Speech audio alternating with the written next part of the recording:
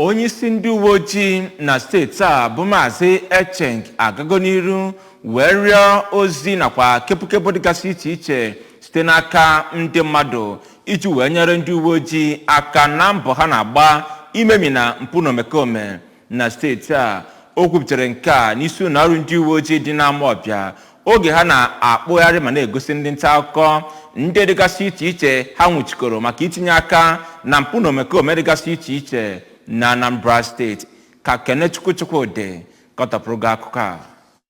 Dịka ndị omekome si mkpamkpa dị egwu n'ebe ndị ọrụ nchekwa nọ na obodo Isuọfịa, Agụata Local Government Area, ndị uwe ojii nke Anambra steeti bụ ndị butere moto eji mkpamkpa ahụ nke bụ registration number KRD 344BT Lagos, nke a napụrụ moto ahụ na ndị ji ya aga njem site n'Imo steeti na Ọktoba 20th na obodo Igbo-Ukwu. A napụtakwara ha igwe eji ekwu okwu bụ walkie-talkie.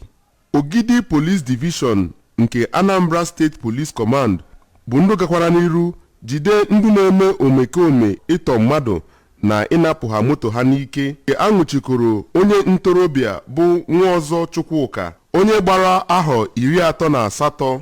yana onye ọzọ ya na ya so akpamkpa ahụ bụ Maazị Ifeanyị Mgbaọma, onye si na obodo Nteje ma biri na Ụmụoji, nke onye bụ onye aka na-achọ achọ. Ụgbọala dị iche iche a napụtara ha bụ ndị gụnyere Lexus 330 SUV nke enweghị plate number, ụgbọala Avalon Toyota Saloon Car yana Toyota Corolla 2 ndị agbara penti dark ash na golden color ndị enweghị plate number, yana Honda Pilot nke agbara penti black nke enweghịkwu registration number. Emechere gaa njem ebe ha ji wee na-emere ebe ha na-alụ ọrụ ipentigharị moto ha nara n'ike nke dị na Ọkụzụ, Oyi Local Government Area, ebe ndị uwe ojii chọpụtakwara ihe ndị ọzọ ha napụrụ ndụ ha nwụchikọrọ. Dịka ha na-aga njem ahụ na mkpụrụ ụbọchị 7 na ọnwa Nọvemba, enwetakwara ụgbọala Toyota Corolla nke registration number ya bụ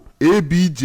541DU nke agbara paint ash color. Ndị omekome ahụ napụrụ Maazị Ofuegbu Bernard yana ihe ndị ọzọ na okporo ụzọ Enugu Onitsha Expressway na ụzọ Mkpọ Dam Flyover, ebe ndị omekome ahụ ruru ndị ntorobịa 6 ji egbe bụ ndị anwụchikọrọ na ụlọ ezumike họteelụ dị n'Awada nke anwụchiri Success Asiegbu yana Chiemerie Okeke. Ndị uwe ojii nke Anambra steeti bụ ndị nwụchikwara Maazị Ekenedilichukwu Okeke, onye gbara ahọ 20, bụ onye gburu nne ya ukwu Oliakụ Teresa Okeke, onye gbara ahọ 54, bụkwara onye na-arụ ọrụ na Nigerian Population Commission, bụ onye nwa ya nwoke ahụ gboro na Enyemaka ndị oyi ya ndụ bụ Peter Jideofor na Chukwuemeka Christopher, na ebe ha na-agba mbọ ka a napụ ya ego lụrụ 1 nde naira site na akaụntụ ya. Nke nwa ya nwoke bụ onye bụ ụzọ gbakwuru ndị uwe ojii ma sị asị na ndị omekome wakporo ya na be ha dị na Ụmụzọchọka. Ndị uwe ojii nke Anambra steeti jidekwara mmadụ na-abọ gburu mmadụ ndị aha ha bụ Samuel Obunneme yana